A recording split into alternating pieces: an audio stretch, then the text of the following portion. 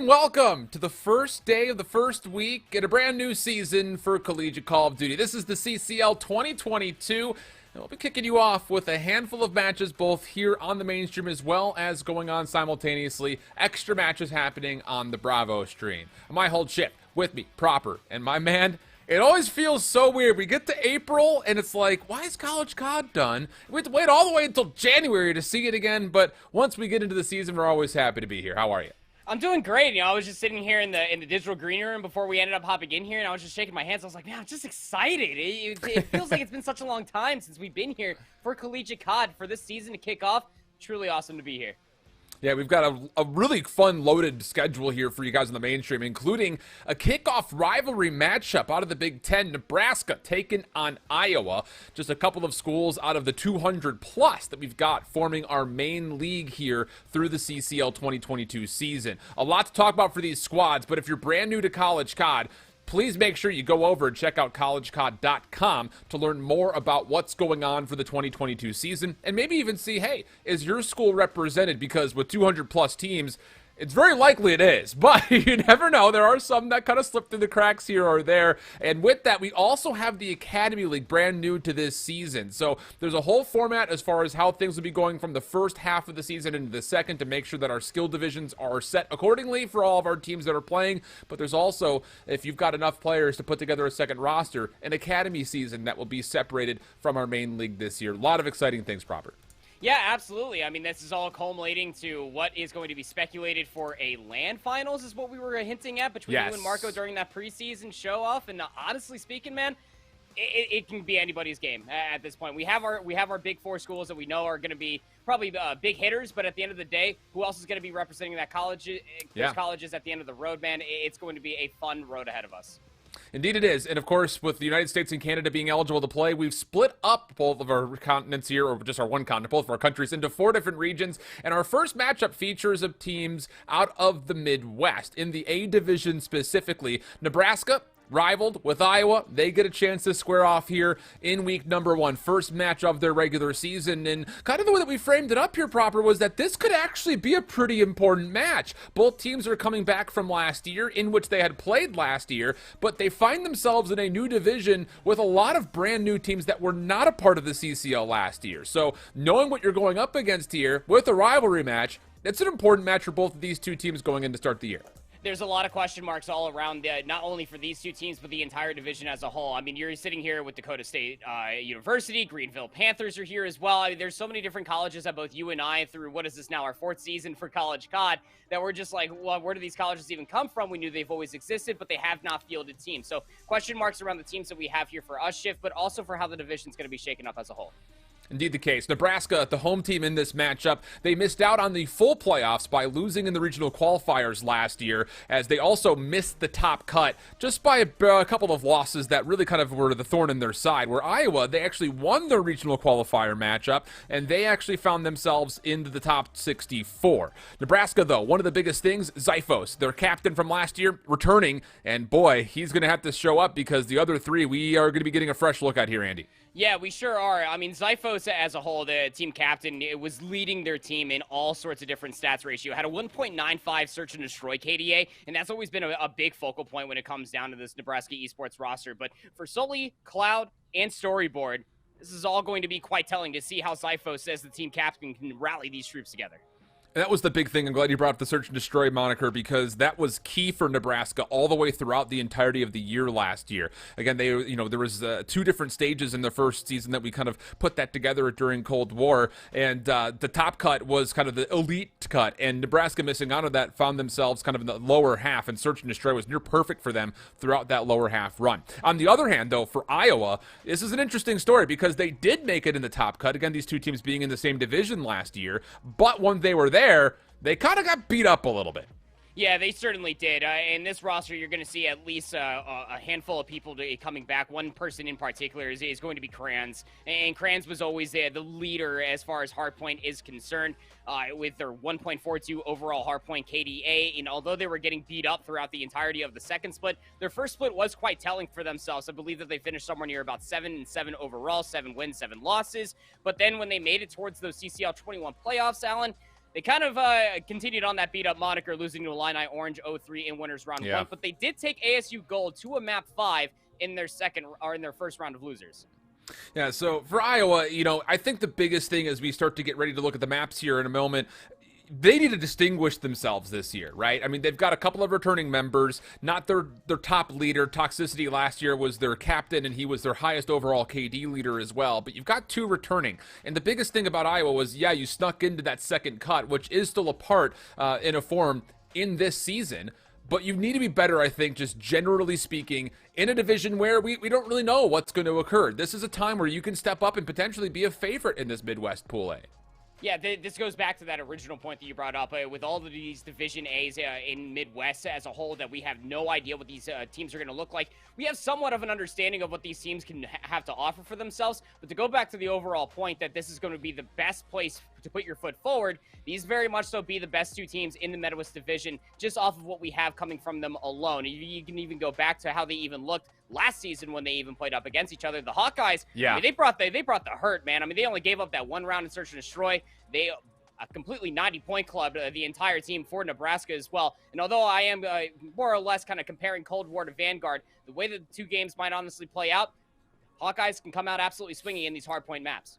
We'll take a look to see where exactly the venue will be for those hardpoint maps. Important to note that since Control still is not in the CDL rule set, we will be playing 3 hardpoints here, with the third mode being where that third hardpoint would be. So we kick things off with Berlin to start. Tuscan will then be the venue for both our Search and Destroy and our second hardpoint. And if we need to see it go to a 4th and a 5th map, we'll have Gavitu and Demyansk, a map that, I'm not going to lie, we have not seen on Search and Destroy in a long time. So we'll see how much rehearsal etiquette these teams have gotten on that map if we do get to 5. But you brought up a solid point. In the Cold War year, Iowa smoked Nebraska.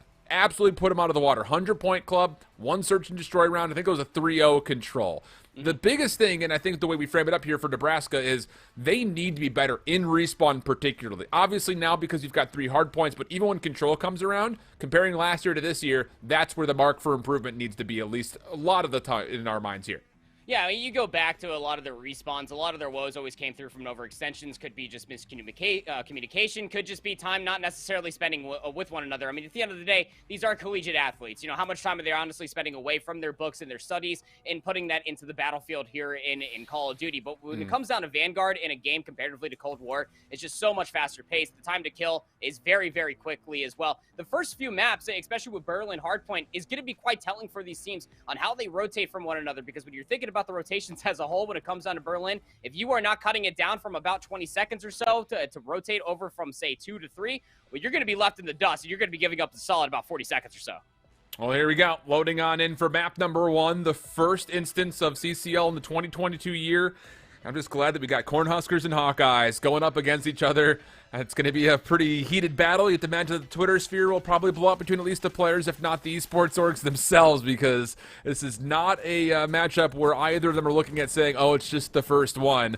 Oh, no, sir. These guys are absolutely coming in looking to pop off and make sure that they can stick it to their rivals. We're going to have Crayons, Freeze, Ty, Bateman. That's the Iowa team. We'll get that overlay fixed for you at the top. While Sully, Zypho, Storyboard, and Cloudsy will make up the Nebraska Esports team. And as we fight for P1, it's a 3-piece from one of the newcomers, Freeze. Pardon me, this is one of the returning members, Freeze. And that's going to be enough for Iowa to get on and get some significant time here. Yeah, and P1, especially on Berlin, it can absolutely turn into a money hill if you do get in here first and you wipe the floor with your opposition, which is exactly what happens here for Iowa Esports. And now you can see what Nebraska Esports is trying to do. You're going to end up sending Zyphos, at least on the flank, all the way up through the upper courtyard. But this is giving up a lot of time here, Alan. Yeah, it really is. And to be fair, for Berlin, this is the one hard point just open up that doesn't really play in the middle of the map. Typically speaking, in Call of Duty, the first hard point is right dead center. It's a 50-50 battle. It's an even one where either team can walk away, but not necessarily the case on Berlin, as it leans towards one side of the map more than the other. But we rotate to the other side over towards this mailroom, and it is Iowa with a couple of nice kills on rotation, who will once again turn scrap into initial time as they're in first. So now Nebraska Esports are going to try to set up this coordinated pinch, at least coming through the middle of the map. But Bateman's in a great spot to be able to watch this cross. You can see them finding themselves some kills. Ty also finding a nice little 2-piece inside of the hardpoint itself, able to swap over towards that pistol and then find the last kill necessary. Turning scrap into initial is a big thing here in hardpoint as a whole for Vanguard. Very tough to do, but Iowa Esports are looking to hold on. That's until Cloudsy is able to at least work their way in for some scrap time and some much-needed time at that. Yeah, really good start here from Cloudsy, 5-4, tallying a number of the engagements for Nebraska. And I think, a lot of people are looking at this team comparing last year saying, Zyphos just needs help. He's a solid player. He put up great numbers last year on a team that was just trying to really kind of just hobble their way through both sets of the stages. So now that he's got maybe a little bit of help from Cloudsy, things could look a little bit more positive for the Cornhuskers. But as the scrap time fades away and we open up our new hill inside a lobby, it's Nebraska who are once again going to be forced to break, and they're going to be tested immediately as Ty is going to get a pretty solid read here with a nade going out, the hit coming through for Nebraska, but Ty in a corner with a little bit of help from his MP40s will go 3 for 1, and the last player of Cloudsy inside of Fire really can't do anything as Crayons goes on the challenge to find the final kill. A little one-dimensional hit coming through from Nebraska. I mean, they were all kind of holding hands through that upper courtyard, trying to figure out which players are going to end up working their way through the bottom side of Fire, and it comes back and blows up in their face. 25 seconds now remaining inside this hard point, and you would assume that Nebraska, who would probably start looking at this to rotate, that's going to be the call. You can see Cloudsy on the mini-map. They're going to start rotating all the way across, start clearing out the backside of this warehouse, start really entrenching themselves inside of these spawns. This is the play that needs to be happening for a lot of these collegiate teams if they want to start locking down a lot of time. And at this current point, Nebraska, well, being down about 70 points or so, Alan, they could absolutely use a money hill here. Yeah, great force spree here from Ty as he's doing a lot of the work on rotation, clearing up a couple of kills mid-map, and then turning his attention over towards the backside of the train platform and earning the glide bomb. He will call that in. Not going to be needed, though, as his teammates have already found the kills before it comes down all the way from the heavens.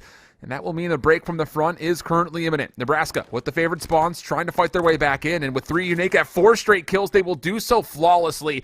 Perfect reattempt here for Nebraska as they get in, looking for some time to get this close. Iowa Esports, especially with even calling in that glide bomb from Ty, going to be potentially be looking at that spawn trap. It comes back, and it unfortunately falls flat in their face. So now, but with this 25 seconds remaining inside of P4, you can keep these players of Nebraska Esports trapped over in this side of the map. You can start seeing Iowa Esports setting themselves up in the middle of the map. Kills mid-map right now.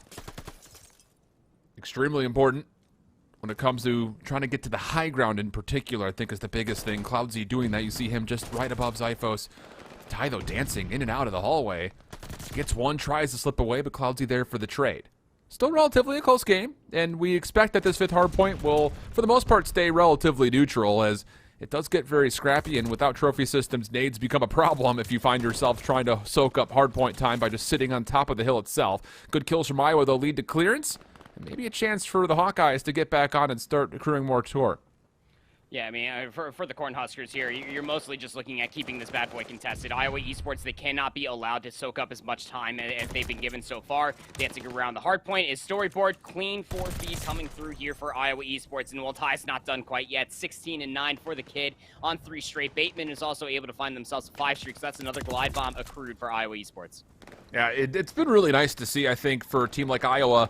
We kind of framed it up at the top of the show. You need to distinguish yourself. And I think you look at this matchup comparing last year to this year as the Hawkeyes, this is a must-win for them to start their season off on the right foot naturally, but to really make sure that this new roster is providing you the kind of distinguishing power that we're looking for. And hey, how about the fact that your 2 new players, Ty and Bateman, are the ones that are coming in and actually leading the charge here. We were worried about toxicity not being a part of this team. Would they still have the slaying prowess? And you have a player at 16-11 with a minute plus worth of hard point time, and the other at 13-9 with almost a minute. That's great news for the Hawkeyes long term. Absolutely. It's something you can really rely on going forward, given that we are currently playing 3 hard points in a best of 5, Alan. And if you can continue to distinguish yourself as a strong respawn and hard point team, well, that's something that you can absolutely write home about. But Nebraska Esports, they were hot off of the refresh of the 2nd set of hills, are getting themselves nice and comfortable inside of this hard point, able to get themselves some pretty significant time. They're going to be allowed to get the rest of the scrap time. It's just going to be Freeze that is trying to at least get themselves over by that upper cart, or they'll be cut down. But Nebraska Esports, much like how Iowa did on the first set down, starting to look like they can turn some scrap into initial. But the contest is coming through for Iowa on this route past the docks. And they actually have, I was going to say, maybe flip the spawns around, but you still have 1 delayed member spawning up for Iowa all the way in the back, close to where the first hard point was. Nebraska still spawning down by train. Means that you've got to make sure you know exactly how you're going to try to hit this hard point. Crayons, little turn and burn right through, and then find Zyphos at range. Beautifully found. 3 in a row for Crayons as he's picking it up, and Iowa streak closer to the 200-point threshold. Yeah, it's off of just what you talked about. It's the winning of the rotation. You can get there first, but as soon as that hard point pops, if you find yourself 3 or 4 down, well, you're going to be spawning quite far out now, aren't you? Bateman getting Mixie over here, just making sure that nobody can cross down this river road for free. Storyboard at least is going to be able to find one in the kill feed, but that's the only kill that Nebraska has been able to find in quite some time. Finally, starting to look at a couple of these kills for Nebraska Esports on this rotation, going back inside this lobby. Just got to deal with Ty, who has certainly been on one. They're 22-16, will finally be cut down by Cloudsy. For Nebraska Esports here, Alan, they need to lock down this rotation. Iowa Esports already over the 200-point mark. Yeah, required hold coming out. The first 2 kills are solid. Glide bomb coming in. Won't find too much of anything. And Cloudsy's actually found another elimination while that was being hailed in, so hold on a second. Numbers are looking good. However, look at number 6 in white. Freeze has gotten all the way around the back, and that's actually going to block and flip the spawns, and the Hawkeyes are going to use that for a chance to overwhelm the hardpoint itself. Freeze, heads up route play, able to get the spawns and turn that into a double onto the hardpoint as well. And all of a sudden, Iowa are really darn close to being able to put this game well out of reach, and potentially just closing it out, honestly, with this a good hold here. Yeah, I mean, if they get the rest of these 22 seconds that it is inside of P3 Allen, they're going to put themselves within about 5 seconds away from closing it out on the rotation in towards number 4. Nebraska Esports, again, keeping your head on a swivel is an absolute must with the way that spawns do work here in Vanguard. Did not fully expect that there was going to be a player to work their way all the way over towards the docks, but now we go over towards P4. This was a pretty solid hill for the Cornhuskers in the first set of hills, and they're going to be looking to do the same, but to say that they need to play flawless hardpoint, well, they can really only give up 9 seconds before Iowa Esports can close out the game. Iowa, once again, an extra resource to use. The glide bomb will tag, but not kill. So how do you finish these off? Bateman had an idea in mind, but Cloudsy there for the trade. Still a solid performance for him, 22-17. But the big key is you need to lock down full-time here and make things interesting over the 5th hardpoint, because you have to play perfect hardpoint, only able to give up 9 seconds at the time before you're down. And a nice streak here from Zyphos may aid the effort. 4 in a row. Should get the 5th one, no problem, but his teammate beats him to the punch. So 22 seconds to play, and Iowa are kind of backing off here. You've got Freeze taking a long route back to middle, and they're going to concede this time. This is a dangerous play. Now, granted, they only need 10 seconds, but you've let Nebraska see signs of life here. Yeah, again, this is going to come down to a lot of engagements through the middle of the map. I mean, Iowa Esports, they are messing with that leader's advantage that they can more or less just close it out on any hill if they can find themselves a certain series of kills. But Nebraska Esports are really starting to heat things up. Ty with the pistol is going to be able to clean up Zyphos. This would be a big one to win if you're storyboard, but they fall flat. Unfortunate to say, Iowa Esports find themselves a pretty solid kill feed. Quasi on this 5 in a row has no choice. Got to start calling in these streaks, but just doesn't come down in time, and you had to contest it. Nobody from Nebraska Esports anywhere near the hard point. It will be Iowa Esports to take our first map here. So, I mean, the biggest thing is, for Iowa, you kind of just picked up where you left off in a way, it almost feels like. Not fully, obviously, but, you know, as far as a good opening hardpoint, you can feel pretty solid about where you were. I think you're looking at this saying you probably could have given another effort at the train yard 4th hardpoint the second time around, but you got great participation from Ty and Bateman, and missing out on your team captain from last year, who was also your kill leader last year. That's great news as far as how you can keep the respawn going in your favor, which is one of their strengths from the previous season. Yeah, absolutely. And you got to see all of that come through perfectly. I mean, the way that we were setting up this Hawkeyes roster is that they're great at respawn. And what makes a great respawn team is exactly what unfolded there on Berlin Hardpoint. We saw them winning rotations, finding rotationary kills. And we saw them doing a lot of good things to at least guarantee themselves a lot of opportunities inside the money hills that offer us here on Berlin. Besides hill number 4, that was also given up towards Nebraska for a certain amount of time. But when you build such a leader's advantage off the previous sets of hills, well, you basically have all of that to play with.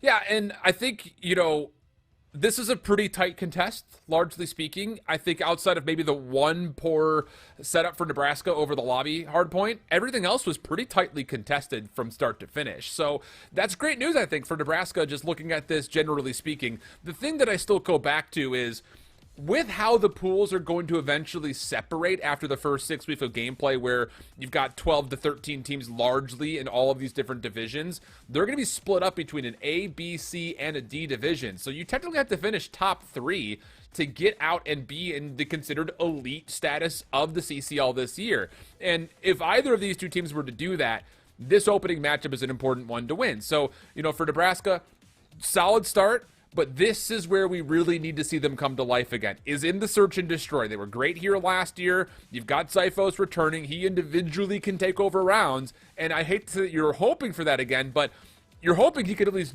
have that to offer. And maybe behind that, you still have some extra players that are now in the mix that are better than what you were able to put together last year, which seems to be the case, at least thus far.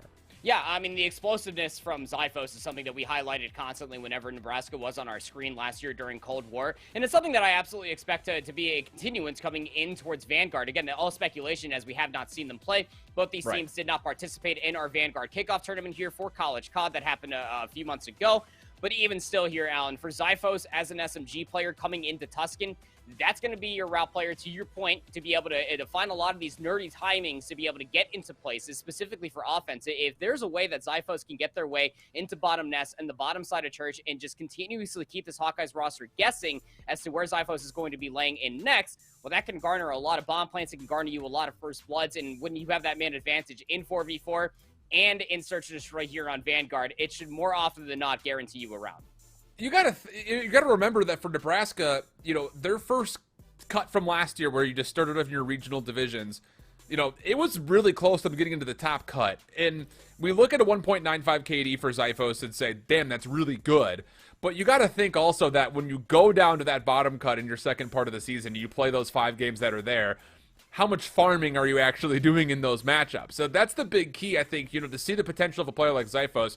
I think you're right. It's not just going up and finding 1v1s all the time, but making sure that you're setting yourself in a good position and you can get a good structure for your team around the map, so that way you don't have to be forced to go take a bunch of 1v multiples. That's where we really saw a number of individual stars kind of falter last year when they started to play up against better teams throughout the regular season and then especially during playoffs. So yeah, I'm very curious to see what Nebraska has to offer here for us, because we had a great showing from Cloudsy. Very impressed by what he was able to put together. And Sully and Story also had some really nice moments as well. It's looking like a much more well-rounded team comparing this year's squad to last year's. So for the Cornhuskers, don't necessarily have to rely on Zyphos going and saying, go find multiple kills, but it is nice to have it just in case things go sour.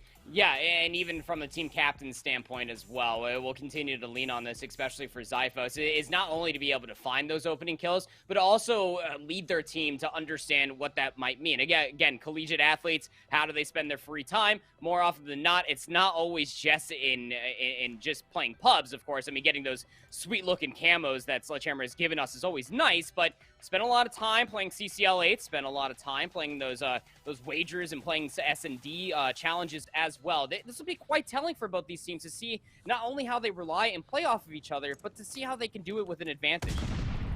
All right, we'll take a look. It's Tuscan Search and Destroy. Iowa starting off with the offense, and snipers are in play. Bateman for a double over the middle of the map, and all right. Blink and you miss it. In fact, I think all of our observing team blinked and missed it. It was just right off the rip, first 10 seconds, no problem for Hawkeyes. Yeah, Ty just rushed over towards this monument. Bateman was just holding that mid lane, that Car 98K, and just laid on the punishment. Found 2 back-to-back shots. And that was just an immediate turn of things. Nebraska Esports, they almost didn't even feel like that they showed up towards that round, because the second that they ended up showing their face, they got wiped off the face of the planet. Let's see how they do on their offense here. It's going to be another A committal.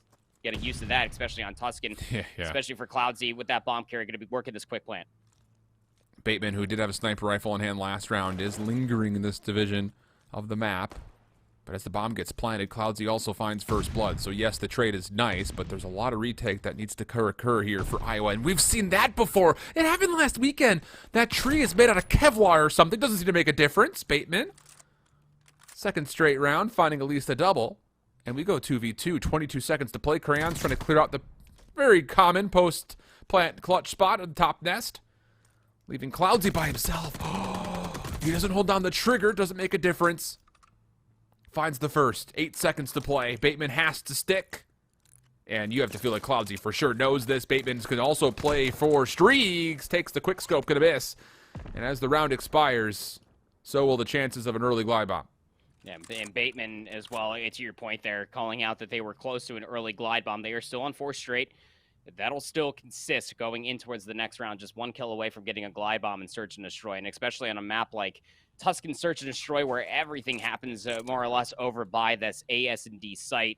It could be quite telling. Now, the fortified change, of course, did come through not too long ago here for Vanguard, so you might not always just find all of the kills in the world with that bad boy, but it's still information, nevertheless, is quite important. Bateman, gonna go back towards this mid lane here with this Kar98K, just look in their lips, just please challenge me one more time, they say. Yeah, Nebraska's learned their lesson. They'll smoke it this time. And actually, a really good position for Cloudsy to be. He's holding tight middle as the first shot from Bateman's scope goes a bit awry. Cloudsy first blood confirmed. That's on to free. Storyboard. This is a great correction for Nebraska.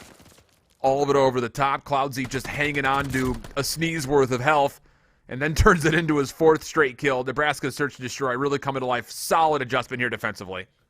Kranzen and a nice casual 1v4. They're going to get immediately scattered out over by this tree. And well, you talked about it right there. It's going to be the adaptations in Search and Destroy are going to always be very, very forthcoming for a team's success in Search, especially even from one round of offense, one round of defensive like, and just starting to read on a lot of these tendencies that Iowa are willing to offer. Fool me once, fool me twice type deal out of here for Nebraska, not feeding themselves into Bateman's boomstick scope line, man.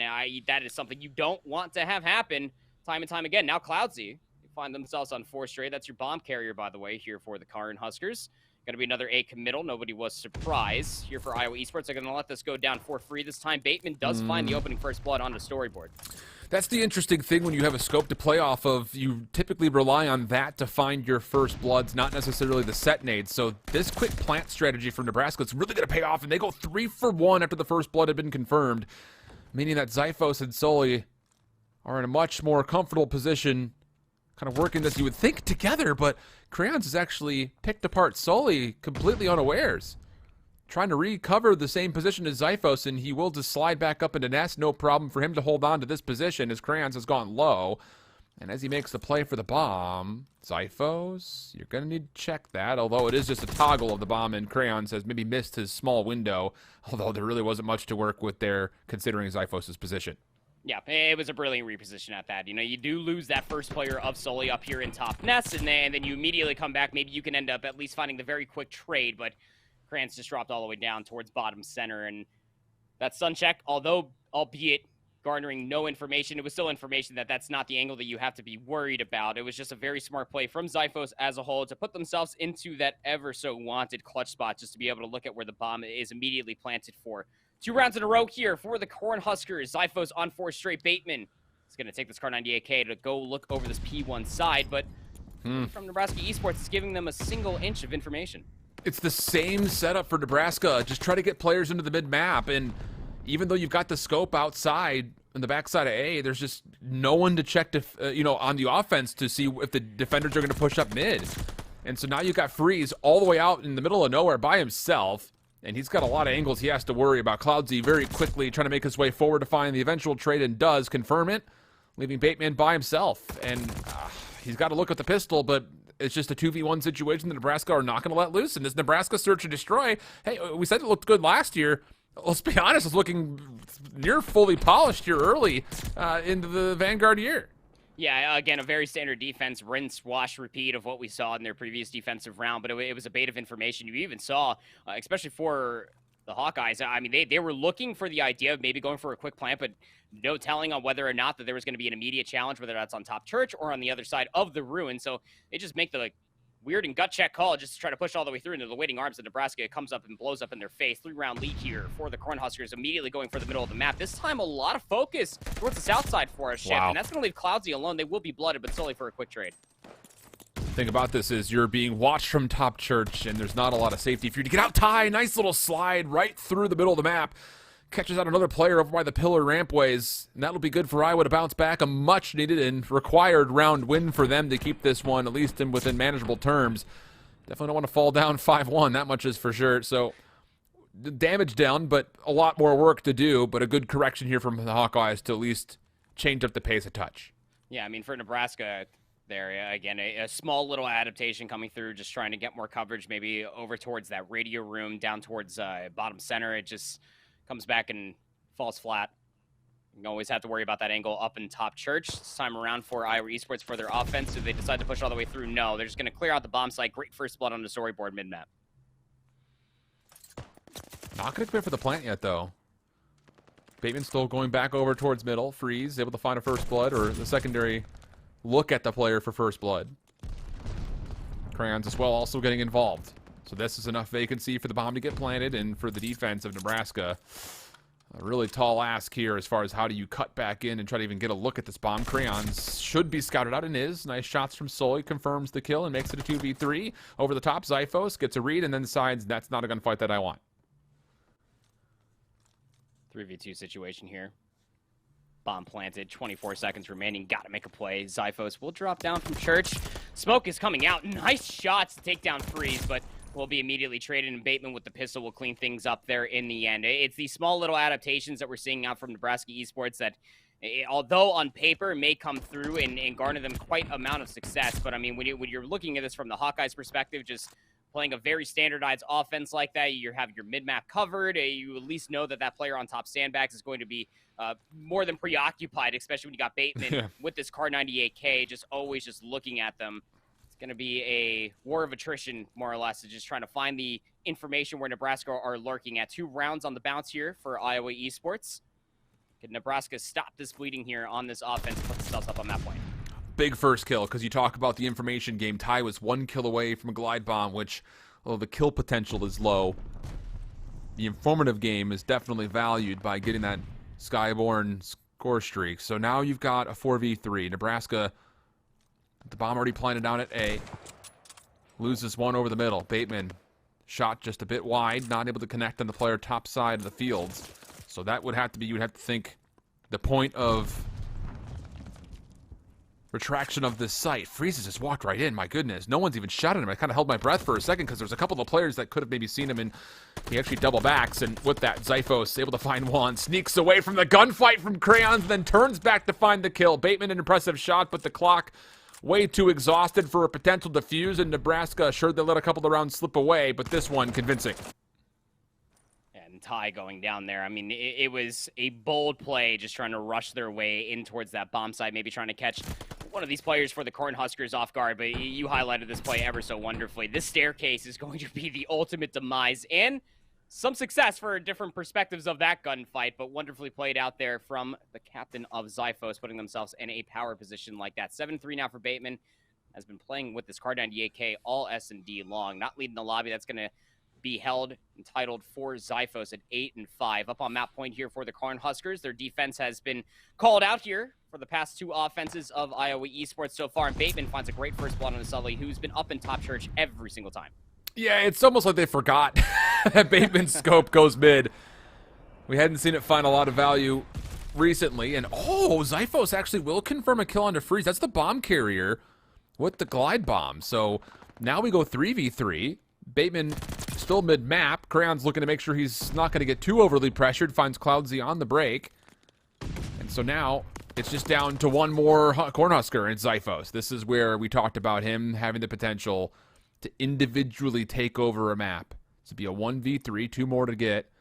And as the bomb gets planted, Zyphos could actually potentially contest this post plant if they do go out there. And he does, but he doesn't confirm the shot to kill Ty. So now Bateman, over the top, he's found an MP40. Nade getting cooked. Zyphos has backed away. This is not an area that he wants to go into, so he'll reset.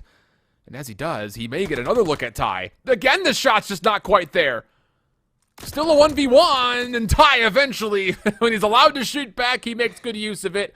Iowa hold on to send us to a 10th round.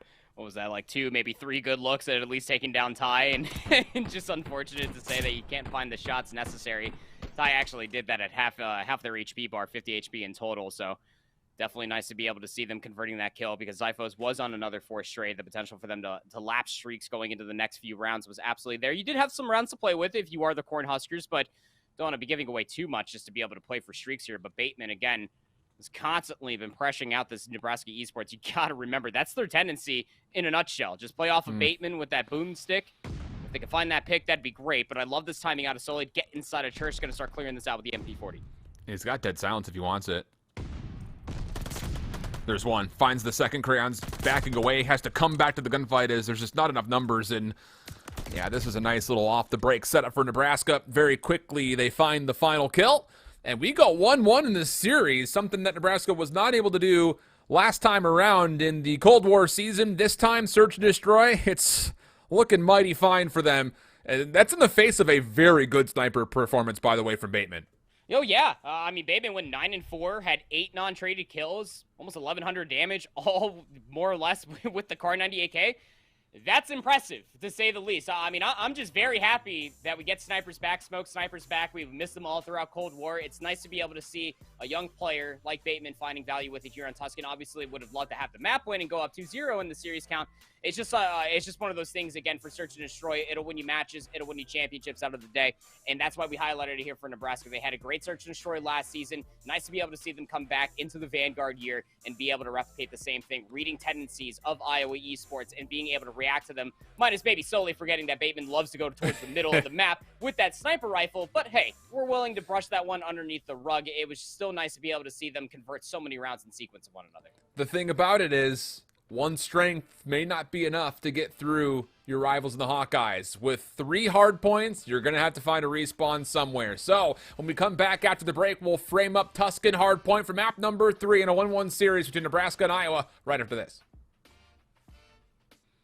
Welcome back, everybody, to the main stream. If you want to continue to watch St. Ambrose staying up against Wisconsin, you can find that on our Bravo channel at twitch.tv/collegecodbravo. My whole shift with me proper. And we're stuck in a pretty solid one so far, okay? Hardpoint at one point in time looked pretty good for Iowa. Nebraska tried to claw back in. And then the same could be possibly said about the Search and Destroy, but shoe on the other foot. Nebraska's super solid start. They were eventually able to close it out. 6-4 was the tally there, and we stay on Tuscan for map number 3 for this hardpoint. Where's your head at? Well, Tuscan hardpoint is kind of got a lot of similarities when it comes down to Berlin hardpoint as well. It's all about those rotations, getting yourself locked in for those early 20 seconds or so, and then just dealing with all of the waves of enemies that can surely start to come through. Mostly looking at P2 and P3 to be big money hills. P5 also very hard to break, but just as what we're being able to walk away with in between Nebraska and Iowa from that Berlin hardpoint, it was quite telling early on in those first set of hills how much slay potential this Iowa roster truly has in a respawn game mode, Alan. Yeah, it's very fair. And, you know, we do need to kind of mention when we were kind of talking over the rosters themselves, you know, we don't have full always information on some of these teams because there's so many to track. And we think Ty is actually the same returning member from last year. I was reading his name as Not Toxicity, but I think we both agreed that it was Not Toxic Ty. So yes, we very well may have misspoken. If so, Ty, you know, if we messed up, we apologize. There's a lot of teams, a lot of players to track. But that could potentially be the case, and that would explain a lot of where the progress for this Iowa team has come from. You know, their respawn was obviously something we kind of highlighted being very strong for them, but their synergy throughout that Berlin did look really good and would look kind of similar to a team that's bringing back 3 players and just filling in 1, which would have been Bubs from last year. And if that is indeed the case, well, hey, Bateman's in here, and he's playing pretty damn well. Yeah, I mean, the tenacity just to be able to hold a Kar 98K through so many different rounds of Search and Destroy. Typically, you'll see players even all the way up to the CDL. After a handful of rounds, yeah, you were finding value with it, but it wasn't garnering so many round wins. So maybe you pick up that Automaton, maybe you end up going to the MP40. But no, Bateman, very, very aggressively holding on to that sniper rifle. Probably won't be able to see that unless we go to a map 5. We're at least guaranteed that Gavitu for map number 4, but we got to get through this Tuscan hardpoint first. We'll see. And I think the biggest thing, you know, on the other foot, when we talk about Nebraska, we would love to be able to see them come out, I think, out of the gate hot here. You know, yeah. Iowa came out looking really fiery in that first P1 on Berlin. As we had mentioned, though, that hard point is not really a 50-50 as much as it is kind of leaning towards one side or the other. But Tuscan, that's not the case. The first hard point, pretty much full-on 50-50. Now, still one side has a bit of a better setup around the debris than the other, but largely speaking, this one should be contested. So for my money, I want to see this Nebraska team come out and really take it to Iowa to really set the tone early, not have to play catch-up like they did during Berlin.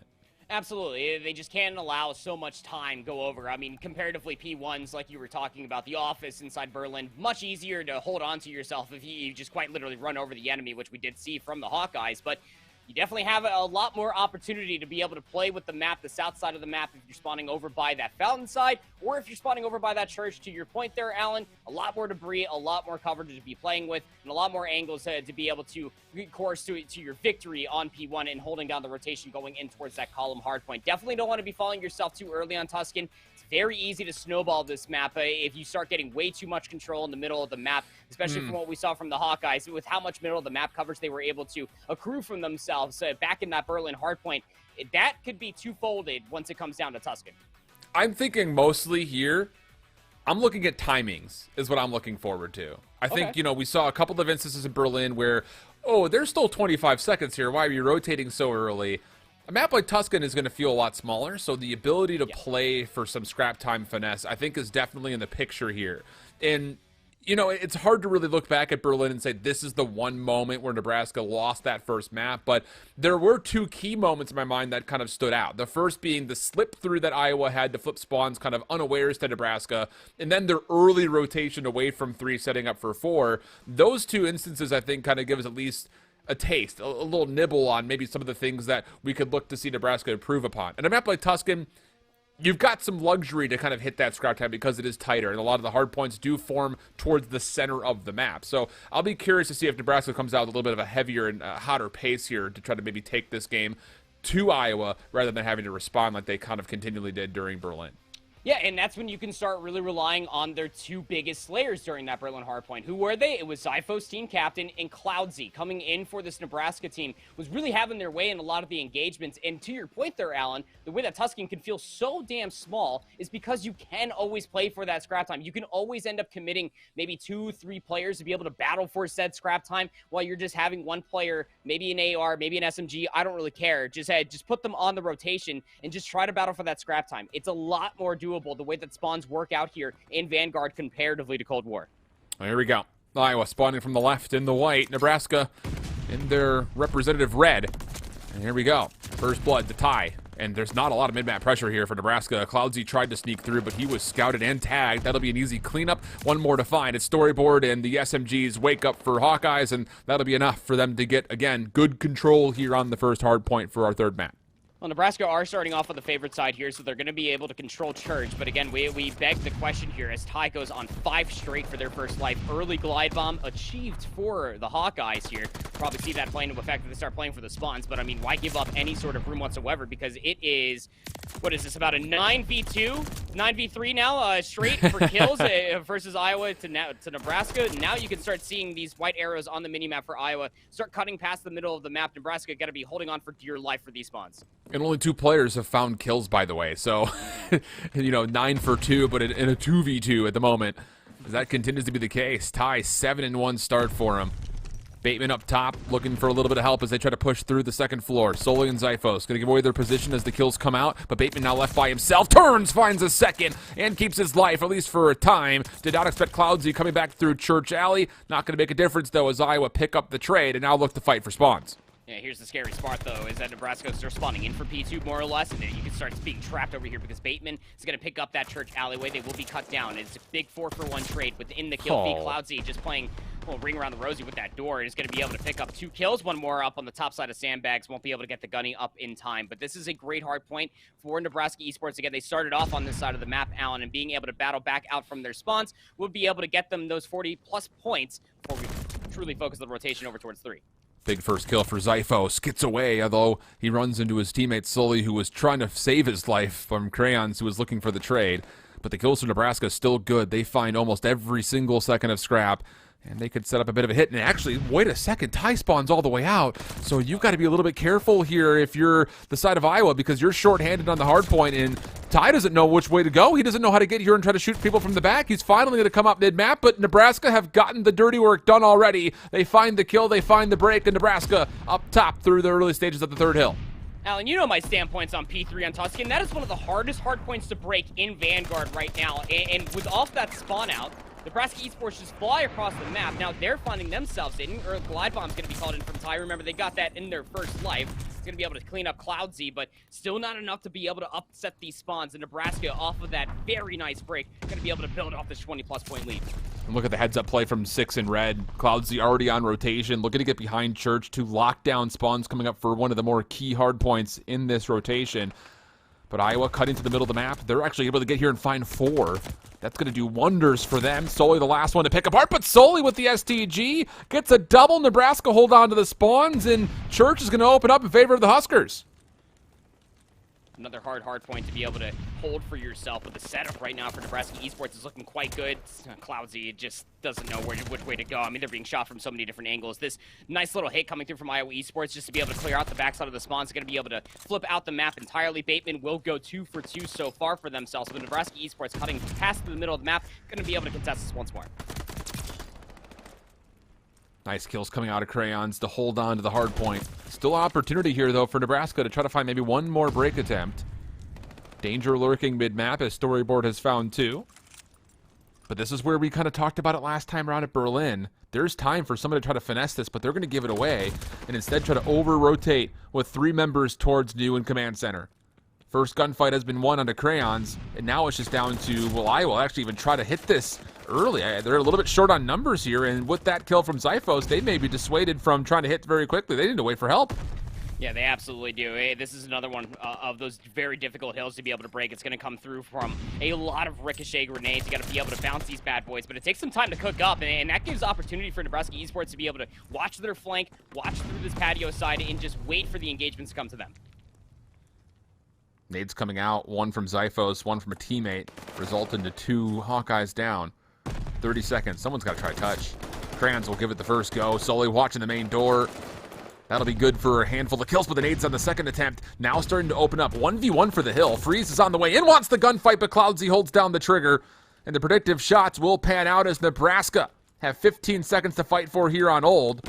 But largely outside of Cloudsy, everyone else is just worried about getting the rotation. Cloudsy still hasn't fallen yet. He knows that there's somebody else nearby on the hard point. He's waiting for regen, and he decides, you know what, you have that scrap time. I'm going to rotate away and watch the middle of the map. He's being chased by Crayons, who will eventually get it. Look at him, but the turn and burn from Cloudsy! 3 in a row, and now his attention solely onto the hard point as the Huskers are looking good through 5-1. Oh, Cloudsy just put Crayons on a poster with that one. Definitely things you hate to see if you were a fan of the Hawkeyes. He's continuing on 5 in a row. Might have a good look at 6 to be fully streaked out. Tosses over the nade. How well is it cooked? Not well enough. But still, will hold middle of the map. The glide bomb has been achieved. And look at Nebraska completely flip the map, Allen. They have a solid lead in this hardpoint going into the second set, and it's growing very fast. Straight dominance being showcased by Nebraska in the last about 3 minutes or so of this hill.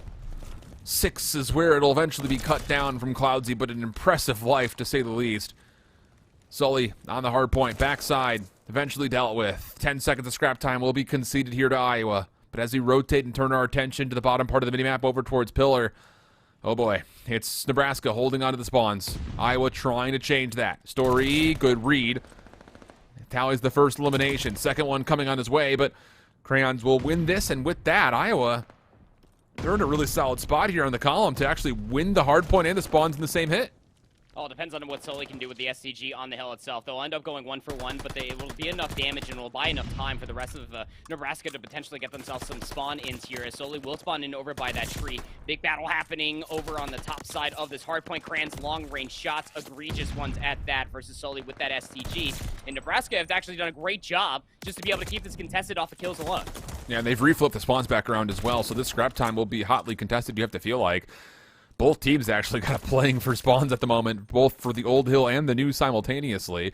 Sully thinks, okay, 13 seconds, I can go fight for this. He's got teammates nearby, so you might as well help them break through. But the problem is there's nobody on rotation except for Clouds, and this time he does get scouted out. So Iowa trying to claw their way back into this one. The Hawkeyes all over Fountain, and they've got the opportunity to actually zone off some of the front side of this hill. And I love the setup that we're currently seeing out of Iowa Esports. It's going to be a 2-person hit coming in from the little ruins area, but this is a great call from Cloudsy. You don't have the immediate rotation to come all the way in. You're going to call in the glide bomb, but while that was being channeled, Allen, 3 quick kills do come through for Iowa Esports. Now Cloudsy's going to give themselves a look, maybe at least at 1 kill. Won't be able to lock things down. Nebraska Esports going to have to look at these 30 seconds that Iowa Esports were able to accrue for themselves, and well, it's starting to look like it's going to be a whole lot more. Bateman is opened up a corn farm, apparently, because he is reaping Huskers all the way down this main alley. No sniper needed here, as the automaton will do just fine. Now he goes over towards the outside of the archway. He'll eventually lose his life. That was potential for streaks, and Zyphos will say, thank you very much. I guess I'll just go ahead and walk in and use this SMG to my advantage. Iowa will get the flip of the spawns, though, trying to give them some pressure over towards Church early. The thing about it is Cloudsy, the route man, already in the play and already clearing off the high ground, as Iowa have brought this to within just 60 points. And Iowa, I mean, you're just basically turtled up inside this church. You know that the hit's going to be coming through from this radio room, but are they going to be fully understanding that Nebraska flipped all the way on the backside over by this tree? 3 quick kills come through for Nebraska Esports. So going to have Bateman in the back. Would have been a big kill to be able to find for themselves, but Cloudsy's going to clean them up in return. Nice rotationary kills coming through from Nebraska Esports. Going to push them over the 200 points. Cloudsy, another great life from him, 5 in a row. Storyboard locking down the hard point on 3. Bateman comes dancing on through. Take him off the hill. Crayons from the side door doing the same, and then turns the attention up top for a double of his own. Cloudsy trying to finesse, but not going to be allowed to. In Nebraska, they will be bounced out of the hard point. They still have spawns, 15 seconds to fight for, but this is a very dangerous call for Nebraska. You really can't commit to playing for scrap time here because you got to get on the rotation. That's exactly what the call is going to be. Bateman denied as he tried to cut through mid-map. Now it's Crayons inside the hill. No chance there versus Zyphos, and it will be Iowa in a really trepidatious situation as kills continue to go the way of the Cornhuskers. Yeah, you got one more player over here that's going to be Ty. They're going to be inside the hill right now. Crayons Bateman just outside of the hill, and Zyphos just ends up challenging it. We'll find at least 1 kill plus the damage. Solely needs some more. Had to go towards the reload. That means that Bateman's going to be a cleanup on cleanup duty there for their team.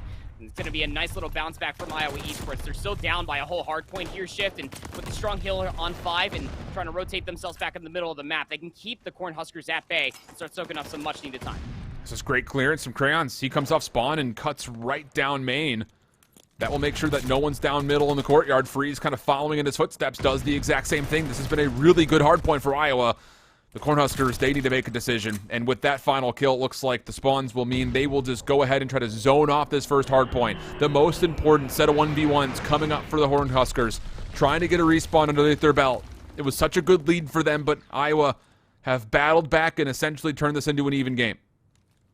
A lot of spread across the map here for Nebraska.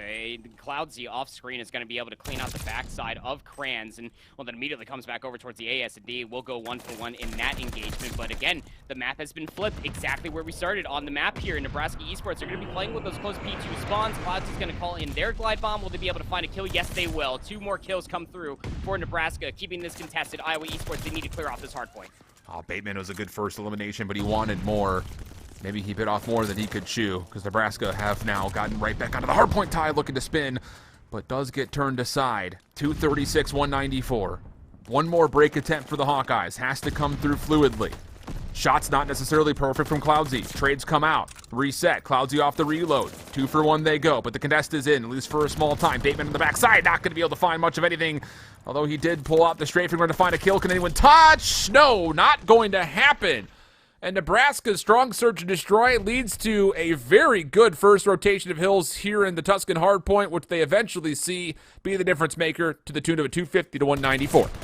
Gotta really love what you get to see out of these Cornhuskers, right, Alan? I mean, we poised themselves as a very strong search and destroy team, but you have to force out a respawn win if you want to see that map number 5 of another search and destroy. And you won the swing one at that. It wasn't a map 1 win, but you're going in towards another hardpoint, at least guaranteeing yourself that if you lose that, you will get a search and destroy, which, as we're continuing on with this narrative, they are definitely the better search and destroy team, at least right now. That said, to your point, fantastic early set of rotations coming out from the Cornhuskers, and that continued to follow suit all the way through all sets of hills. I mean, even if they lost those gunfights going back over towards 1, which they did in the second set of hills, they were still locking down the rotation going in towards 2. It was always the focus on money hills for the Cornhuskers, and they were playing it to such a high degree. Yeah, that's very true. And look, here's the thing. You know, in the long term, this Nebraska team, I will say, is showing us a lot of really good fundamentals. Even in the Berlin hardpoint where, you know, again, they had maybe 2 bad calls, right? One of which wasn't even a call. It was just kind of a missed opportunity letting one of the Hawkeye members get through them to kind of foil their spawn setups. But the commitments we saw right there on Tuscan were very much so the right calls more often than not. And, hey, that's great news. Because largely speaking, when we get to the early stages of the College COD League, not to throw any shade to anybody, but we typically see very just, let's just go out and slay, right? Like, let's just go out and just try to kill each other type things. Let's see who kills more. But both teams are showing us that they are very much so understanding what needs to happen to fulfill the moniker of playing good hardpoint. And for Nebraska right there, that is what helped them maintain that lead without dropping a major comeback to Iowa, who started to put together a pretty solid resurgence. Yeah, absolutely. And when we talk about those core fundamentals, if you're new to Call of Duty as a whole, maybe you're just a fan, maybe you go to one of these colleges and you're just rooting for your comrades here. Those core fundamentals in Hardpoint that Shift is alluding to is always focusing on the rotation, making sure you're focused on the game clock and the Hardpoint clock as well to know when you have to make those rotations, and making sure that you're always finding those rotationary kills so that way you can get those close spawns to then reinforce the upcoming hill. Very nice to be able to see these core fundamentals being showcased by these collegiate athletes here for us, Alan, because again, to your point, we typically don't end up seeing that, especially in a week 1 matchup here. And honestly speaking, going into this one, I wasn't expecting to see some nice core fundamental Call of Duty coming out from these two teams. Solid stuff, but you want to talk about where your fundamentals are going to be tested. How about map number 4 coming up? It's going to be Gavutu, who, let's be honest, this one is all about when you decide to hit rotations. And I guess even beyond that, I guess you could add a second layer here of, do you set up your upcoming holds correctly? And by that we mean, can you get SMGs in some key positions around ship, around top AA gun? Those are kind of the key areas that we're really looking for, because yeah, a lot of ARs will kind of run rampant there, but once you start to get yourself set up on the 3rd hard point over by the beachfront, all the way to the 4th by the radio tower, and then back over to the complete opposite side of the map by 5 over by the piers, a lot of that has to rotate through mid-map, and SMGs that can finesse their lives find so much value in being able to make sure that your holds never truly get tested. Absolutely. Those power positions here on Gavutu are going to be felt tenfold. And this is where one of those maps that we continuously talk about, the meta, the ever so evolving meta of Vanguard so far. You'll see a lot of triple MP40s. Sometimes you'll end up seeing 4 MP40s, and we end up going to a Bocage hardpoint one of these times. But here on Gavutu, that's where you're going to end up having your flex player pick up that 3rd automaton more often than not. So that way you could really aid the rest of your team to get up on the top side of LST ship, making sure that you're always having coverage from that main road, because all of the rotations here on Gavutu will always, more often than not, come through from that main road. The beach is way too open. There's not a whole lot of cover for you to be playing with. And if you can constantly keep players funneling in and out of that LST ship, well, that's more often than not a guaranteed rotation. And you know, let's just take this a step further here as we come back and waiting for one more player to jump on into the lobby. In your mind, has Nebraska done enough to maybe even guarantee, or I guess raise the probability of them winning this series, because they've guaranteed map 5 to be played? You know, the search and destroy, sure, at times it was close, but for Nebraska, their search and destroy adjustments and adaptations to what Iowa was putting together in those first couple of rounds were great. To 6-4 win back on Tuscan, Demyansk is one of those maps where we don't see a lot of at the high level right now, because the map is not very preferred for a lot of teams. But I'm curious to see if Nebraska's search and destroy is just going to be win condition for them here, regardless of what happens on Gavutu. Here's my concern, is that when it comes down to Demyansk, if we do end up seeing that map 5 going into this overall narrative that they are the better search and destroy team, the one extra thing. Wait. I think I know where you're going with this. You know exactly where I'm going. Where am I going with this? I think you're going, can we say it on 3? Yeah. As a player, you're thinking of a player, aren't you? Yeah. Okay. Yeah. All right, on 3. 3, 2, 1. Bateman. Yeah, because Bateman's always going to constantly just hold out that Kar 98K. I mean, well, we went through 10 rounds of search and destroy on Tuscan, and every single one of those rounds, Bateman had a Kar 98K. Now, if you move over towards Demyansk, where it is just rooftop warfare from that church all the way down towards that cabin where the offensive team does spawn, there's so many different line of sights. It is a sniper's playground, a long-range S&D map like that, where SMGs have to find and rely on very significant timing to be able to find themselves inside a church or inside favorable gunfights for that matter. You're just going to be walking into that boomstick sightline. Okay. Well, we'll talk more about that if we get to map number 5. I'm just glad we had that kind of ESP moment right there. It was nice. Cute. It's like we've done this before.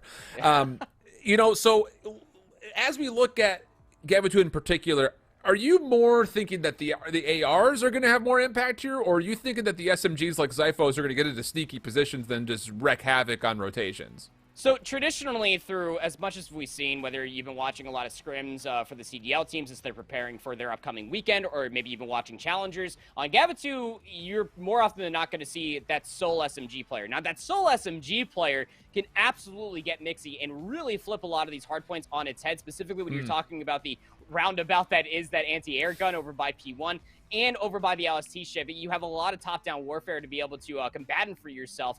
But I'm still going to always stand on this hill that it has to come down to the automatons. It always has to come down to the automatons, your ARs, if you will. We've also been seeing some STGs being played out in this best of 5 as well, Alan. And if the ARs can constantly find themselves in favorable positions, well, those SMG players that are hoping to get mixy in a lot of these hills might not even be able to get within about 10 meters of one. Okay, well, it's one of those things that you kind of feel like it's 6 of one or half a dozen of another. It's hard to kind of frame up what we're most excited to see, because either can provide us treats for sure on this map.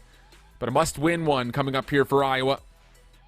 And, well, we'll see how they manage some of these more difficult rotations.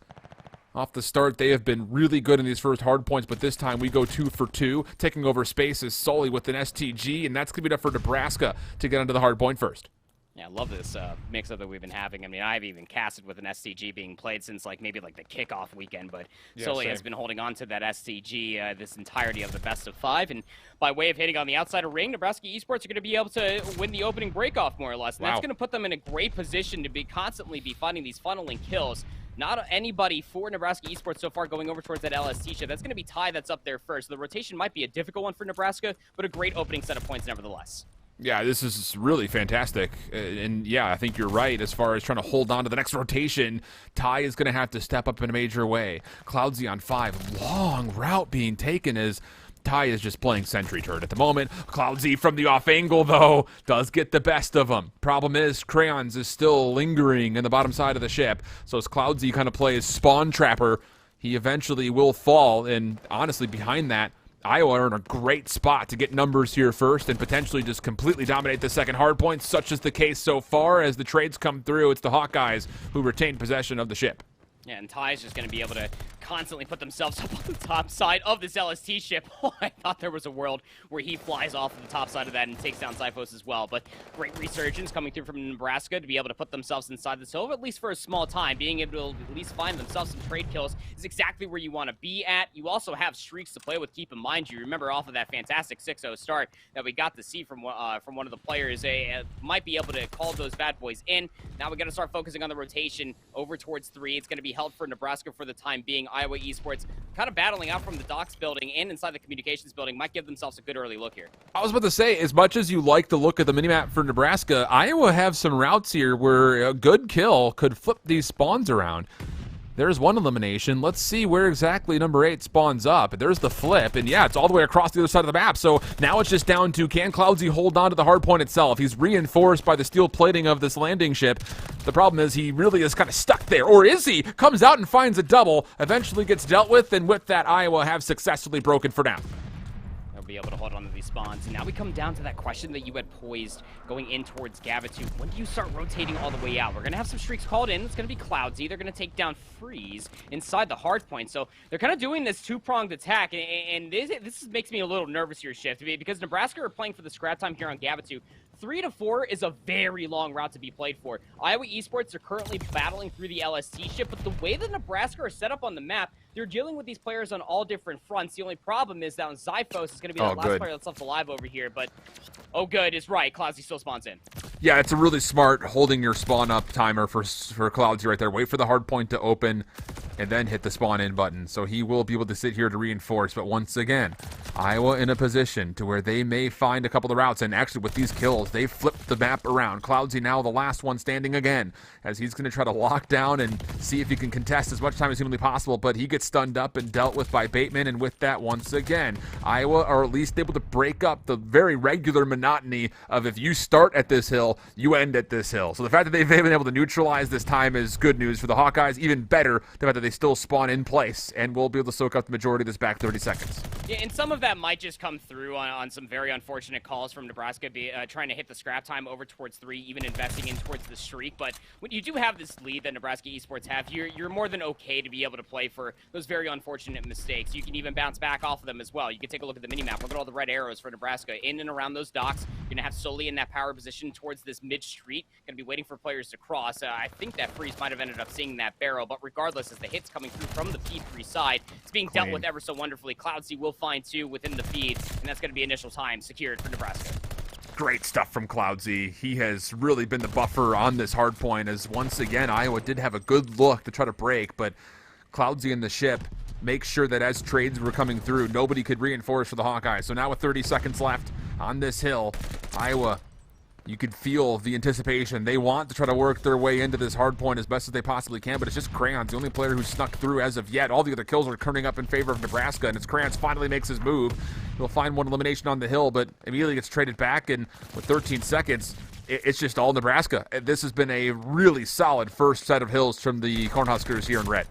I mean, you say a solid start. I say it's an overall phenomenal game. So Cloudsy is 20-7, Alan. I mean, like, this is insane for a player to be able to find this much value across all maps that we've been seeing from them. Even in that 250-184 loss, going back to Berlin, they were still popping off. The one player that looks very uncomfortable right now is going to be Kranz. It was doing it all with the SMG going back towards Berlin, having to pick up that secondary weapon. Definitely looks a little bit lost here, but coming in towards the second set, you may be down by a solid 70+ here if you are Iowa Esports, but still giving yourself a good look to try to battle your way back in towards P1, but Cloudsy still existing over by this hill, even calls in the strafing run, securing more time for Nebraska.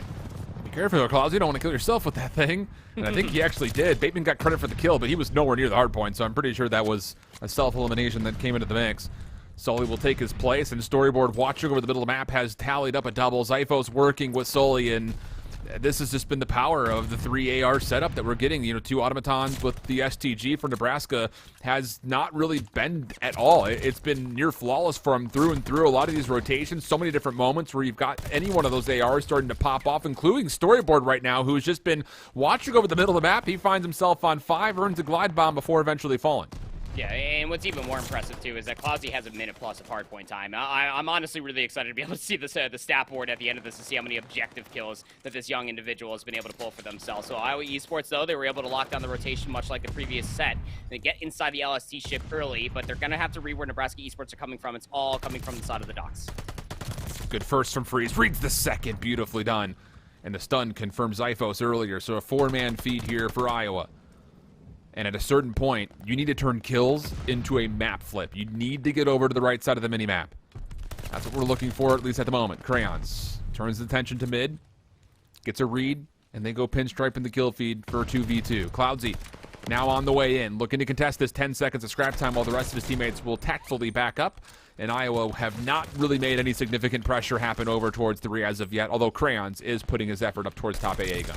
You still got a 68-point lead here if you're Nebraska Esports. Yeah. That's the leader's advantage in a nutshell. So they're going to be able to hold on towards these North Jungle spawns. They're going to be able to be in towards the hard point first and foremost, but be careful because Bateman as well as Freeze have been able to work their way inside the hard point. Bateman actually calls themselves in that strafing run and finds one as well. Here comes Freeze off the bounce. Going to be able to clean up slowly in the back. That should be the spawns flipped here very marginally, and Nebraska Esports still getting themselves in down by these docks. It's going to force Storyboard to call in the glide bomb. Does it confirm the kill? Yes, it will. Bateman called theirs in as well, so everything will remain at least neutral for the time being for these two teams across this hill. Yeah, good stuff here from Iowa. Have to hold this time, though. That's the big key. Cloudsy tagged up. Turns, not going to get the best of Freeze. Trade will be there. Nebraska's still spawning in, but the problem is Crayons has really started to step up in this position. Getting a lot of information through, maybe just the 1 kill so far, but he was a big part of the team shots that were coming through to make sure that Ty could stay safe in the hill. And look at the rotation from the Hawkeyes. They're already backing up with numbers to make sure they can try to hit this communication tower as a group. So as the radar opens, here comes the hit from Nebraska. They don't expect Ty from behind, though, and he's going to be able to find 2 kills. This is a beautiful pinch, not necessarily given by, design. He just got to spawn there, but turns it into 4 kills. Now you've got numbers to clean out the last Husker on the hard point, and Iowa are right back in this game.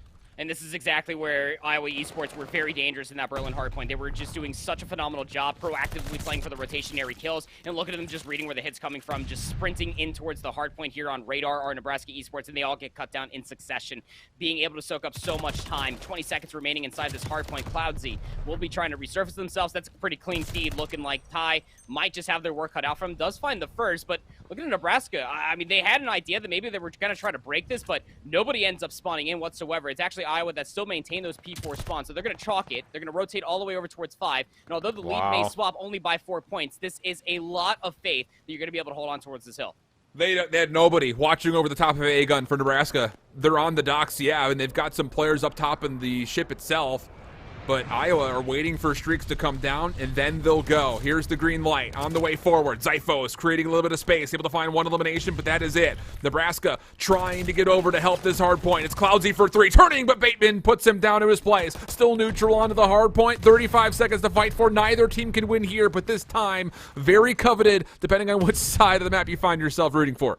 Yeah, and now when you're taking a look at this, I'm not too sure how we ended up getting to the BGSU, but regardless, Iowa Esports going to be able to at least maintain this time. A lot of it will be going up towards the game clock for this scrap time. Nebraska Esports still trying to battle over it. It's going to be solely here with the STG. Tough one to be able to battle. It was battling a prone freeze there. Will end up taking them down. So the lead may be marginal.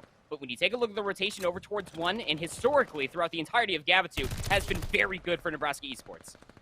However, the problem here is it's just Cloudsy left alone. Ty on the hunt. No reinforcements in sight for the Cornhuskers, but the shots come through. Cloudsy gets a double. Now help is here. Crayons has to wait. Bateman trying to get through the beachfront. He's been tagged up and has to wait for the regen.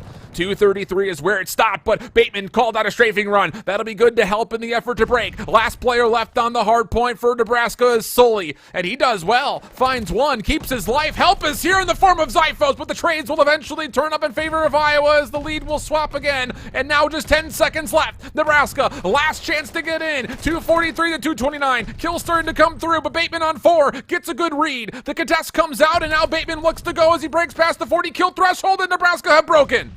They're broken, but there's not enough time for them to be able to close out this game. Iowa Esports are just 6 seconds away from closing out this one. And when you take a look at the rotation over towards New, Sully's going to have a big engagement in front of them. It's going to be Krantz. Did not fully read where that player was going to be coming in at, but Nebraska will be here on top of the LST shift for now. Iowa Esports down low. 2:47 is where it's at. Last contestant would be Ty. He gets dealt with in Nebraska. Oh, it got scary. It got really scary for a couple of different moments after the significant lead once again, but huge plays coming out from Sully and Zyphos over the first hard point, transitioning then into their next lives over onto the ship is all it takes to put this one away. And Nebraska, I was going to say there's a battle for the corn states or something in the mix there, but they will get revenge from last year with a 3-1 here in the series. 9 objective kills for Cloudsy. It was really just leading their team, not only just in KD, but just heads-up plays overall. I mean, being able to lock down rotations with that automaton, always making sure that they were going on the top side of LST ship when they're thinking about rotations from 1 to 2. That's that exact power position that you always want to be thinking of. And when you're thinking about rotations going over towards 3, it was always Cloudsy putting themselves in a multitude of power positions. And when you're looking at it from Iowa's perspective, they had to deal with this dude. He was always in a position that if you were trying to cross and putting yourself in other positions to try to deal with returning members from the Cornhuskers, they just simply could not get into a position to be able to get favorable gunfights because Cloudsy was that human turret that the Cornhuskers needed to be able to constantly just lay in the pressure. And for Nebraska to be able to win out those hard points back-to-back like that, we don't have to go into speculation anymore. They're a great search and destroy team, yeah, but what a bounce back off of that Berlin hardpoint loss to win the next 3 maps in a row. And, you know, as we look back over this map series set and you can kind of get familiar with what the scores were, turn your attention to that first map because 250-184 was the opening score favoring Iowa, but Nebraska put together a bit of a comeback effort of their own. And we talked about maybe just 1 or 2 things maybe kind of being missed. I won't say they made super huge mistakes, but they kind of missed a couple of things, and that allowed Iowa to put a little bit more space into the mix. Now, you kind of relate back over towards the Tuscan hardpoint and then the Gavitu hardpoint there at the end. Almost the same things happened again. I would say if there was one kind of early criticism is the fact that Nebraska's setups are maybe a bit passive. And hey, here's the thing. You've got great help now for Zyphos. Last year it was just Zyphos. Grayson, yeah, he did look pretty good when it came to the respawns in particular, but Zyphos was far and away the KD leader for this Nebraska team last year. Now you've got a really solid second in the form of Clouds that can get up mixy with you, and then you've got 2 solid ARs that definitely held their own in Sully and Storyboard. Why not try to get a little bit more aggressive with some of these setups? You can trust them to win 1v1s, 1v multiples, and play their lives because they just showcased that a number of different times, especially in that last map. Yeah, I really enjoy what Sully was able to bring to the table. Again, I don't think that there was a single point in time where Sully did not have an STG. When you talk about the STG comparatively to the Automaton, I mean, it does have a little bit more significant range. It's not a bullet hose comparatively to the Automaton, but when you're Sully playing in that point of view, you are constantly always anchoring out the spawns for your team. Now, if you're constantly blocking those spawns, I agree with you, Alan. Try to get a little more aggressive, get mixy with it, because you're absolutely slaying out this team of Hawkeyes, and who's to say that if they continue to scrim throughout the entirety of the weeks and weeks to come here in the College COD League, you might find yourself to be a whole lot better at hardpoint than you are probably cracking yourself up to be. If you're winning gunfights like that, why not push that line of scrimmage that much further up and keep those players that you are facing trapped in the back? That's one heck of a way to start our season here, though. That's just match 1 of 3 in total here on the mainstream, as well as what's going on in the Bravo stream. Coming up next, a battle in the Midwest again, as Ohio State will be taking on Bowling Green and the Falcons. That one will be up right after the backside of this break, so don't go far. More CCL coming up right after this.